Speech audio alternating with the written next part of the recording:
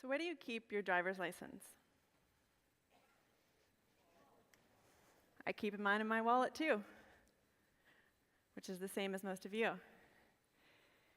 Did you know that it's common for African American men to keep their license and their vehicle registration above the sun visor in their car, so that if and when they're pulled over, the police don't assume, as they reach for their paperwork, that they're reaching for a weapon? This decision of placement could be a matter of life or death.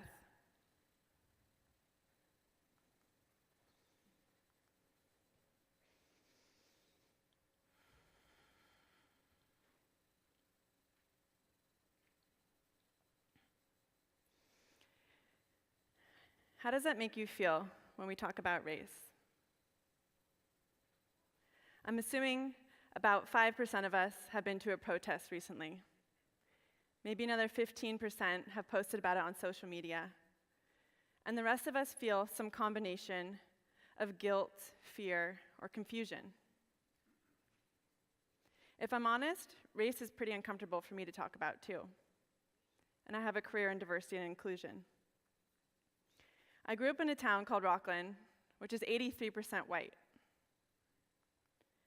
I then went to Cal Poly, which is 60%, and work in the tech industry, which is also 60%.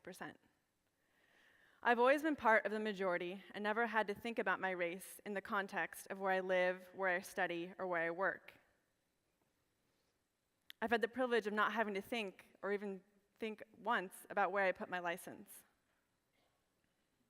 For many in America, thinking about race is not a choice, and it shapes their entire experience, from the job offers they get, the places they may be accepted, and even their right to live.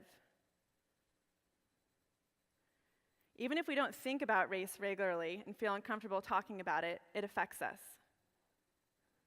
I'll illustrate this in financial terms, but the issue is far beyond finances. 1 in 3 African American men can expect to go to prison in their lifetime. 1 in 3. Think of your 2 best friends. The cost of this is $48 billion per year in the US, and that's 5 times more than higher education. I think about the student loan payment that I made this week. What could $48 billion do for how we finance education? How do we get in a place with such misguided priorities? We've broken the human experience into fragments. It's men versus women, black versus white, Republicans versus Democrats. We don't hear each other on the other side. I asked on social media for people to imagine a better world. What would that look like?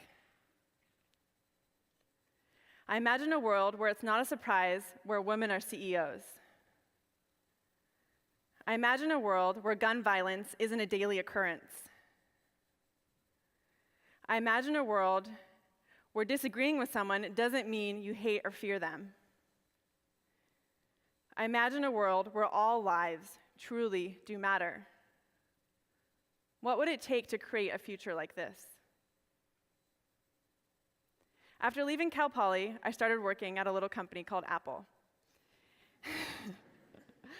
And there were less than 30% women. So I started getting interested in gender issues as it was personal and relevant. I then started working at a very small company, actually, called Square. And I saw the 6-figure offer letters we were giving to graduating seniors, and in the same day, would see the eviction protests near the office. Why weren't these opportunities being given to our neighbors? Why weren't they being given the chance to participate? These are really complicated questions, and the reality is there's no quick fix or solution. Most companies then turn to focusing on the symptoms, which is the diversity numbers, and focus on diversity recruiting. But there's actually a really complicated system happening beneath the surface. I'm here today because I wanted to make everyone feel a little uncomfortable, but I also want to share some of the tools of design that can help us create a better future together. So the first step is starting with yourself. You can examine your life and look at your privileges. Privilege is a very loaded word, but it's defined as an unearned advantage given to some people, but not all people. Some of mine include being white, able-bodied, straight, and having an intact family, which includes my loving parents here today. These are things I did not earn, and I could feel guilty about them, or I could use them to create change. I like to think about my privileges as my gifts.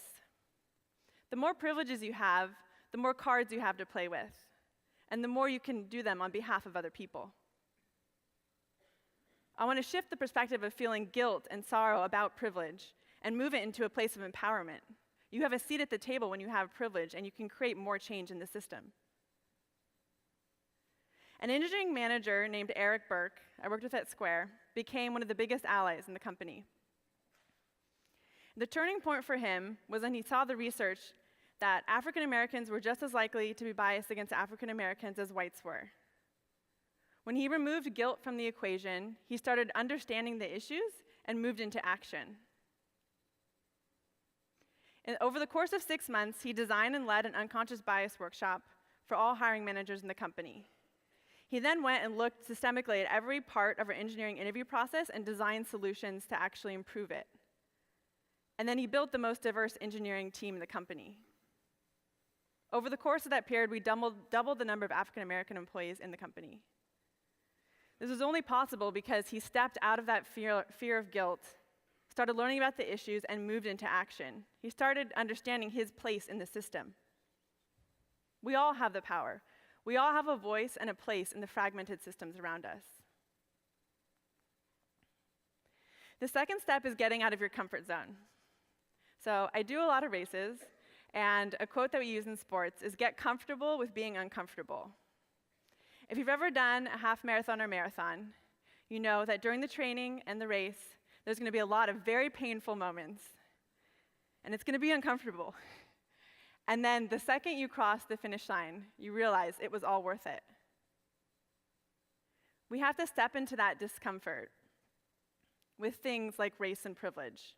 We have to understand the systems of oppression around us, but until we actually have those conversations, we're never going to be there.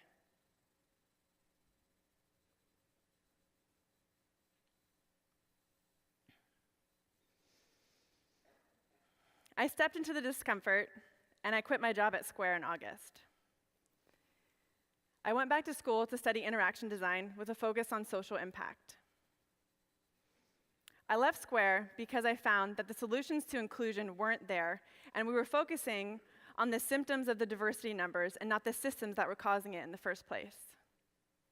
I left because inclusion is the hardest part, and that we don't have enough tools to actually create a better world. One of the key skills we're learning in design school is to practice empathy. And empathy involves stepping into this discomfortable area, stepping into someone else's shoes, and trying to understand their perspective. I think we could use a lot of that in our country right now. Last year, I went to San Quentin State Penitentiary alone.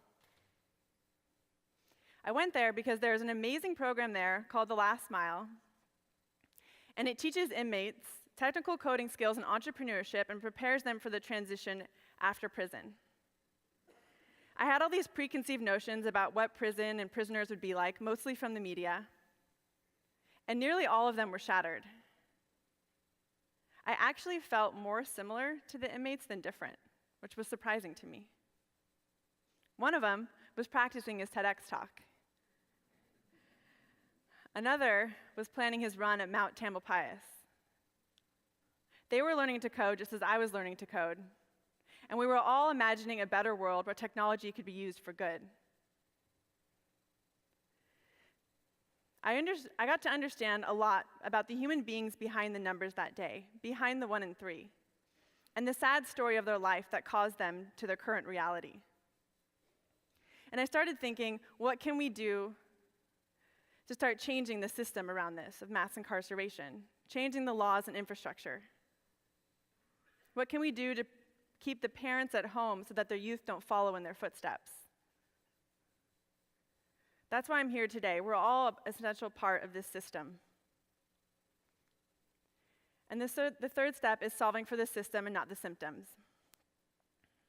It's human nature to focus on the systems or the things at the surface. Yet it's the systems below it that are causing all of the issues. I'll illustrate systems thinking from the perspective of the tech diversity pipeline problem. And this is just one little piece of the pipeline problem. So we give an offer to a white male intern to join us for the summer. That's an event. We then look at our intern class and realize it's homogeneous. So we wanted to understand why. A quick fix would be to say, next year we are doubling down on diversity recruiting for campus, which could help, but it's better to understand why it's happening. So we interviewed all of our interns, and turns out 100% of them had taken advanced placement computer science in high school. And they said it was instrumental in determining their career path.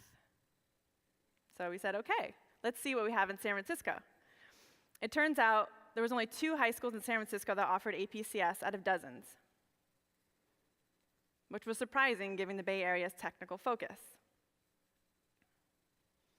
So then we went back to our office, looked around, saw some empty conference rooms, some engineers, and some computers, and decided we can teach it.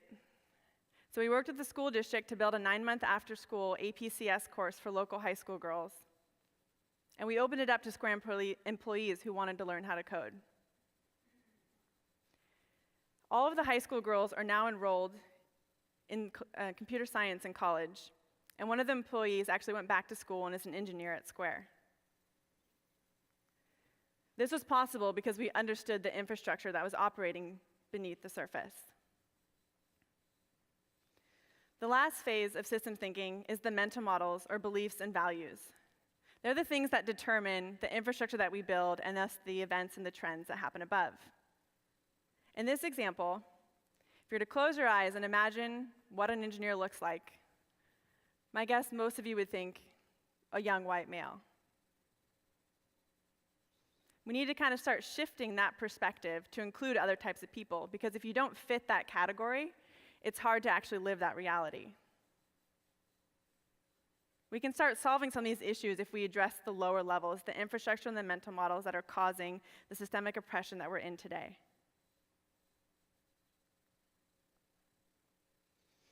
I invite you to think of an equity problem that is interesting to you.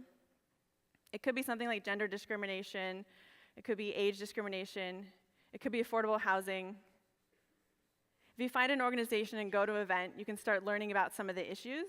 And something we're learning in school is it's really, really important to show up not thinking you know what the solution is, or even that you understand what the problems are. And it's just about listening. And if you accept this invitation, as you start to go deeper, you'll learn that your cause is linked to other causes, and that it's all part of a greater system.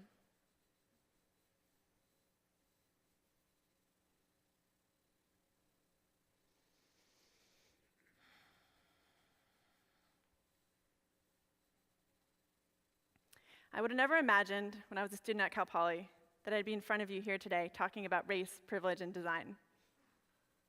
But I'm here today because your involvement is an essential piece of the puzzle. David Dinkins said, race relations can be an appropriate issue, but only if we want to craft solutions and not catalog complaints. If we use the issue appropriately, we can transform it from the cancer of our society into the cure. I recently met a young man named Hugo who imagines a world where everyone has the opportunity to succeed. He comes from a loving family, has a good education, and is a man. And so he's leaned on those privileges to help start understanding what's going on in the Bay Area and his place in it and how he can actually fix it. He joined the San Francisco Mayor's Youth Commission and sits on the Housing and Transportation Board. He interns at a local nonprofit, and he builds bicycles for families in need. In his spare time, he speaks at tech companies. Hugo Vargas has been an inspiration to me. He is 17, still in high school, and a first-generation Latino. Because of gentrification, his family has been living in a single-room occupancy in the Mission District of San Francisco. That's his 2 parents, his 2 sisters, and his dog, and himself in a room not much bigger than this red carpet. He could get mad or sad or do nothing about it, but instead he says, I've got to do something so that the generations to follow don't have to struggle as much. I've got to give a lending hand. If Hugo can do this with what he has, imagine what we can do individually and collectively to help start changing the systems around us. Let's move beyond reading the hashtags and towards action. I invite you to start looking at the systems around you and start understanding the place in it. And let's use our privilege and power to start creating change. The next time you pull out your wallet, ask yourself, what will I do with the gifts that I've been given? Thank you.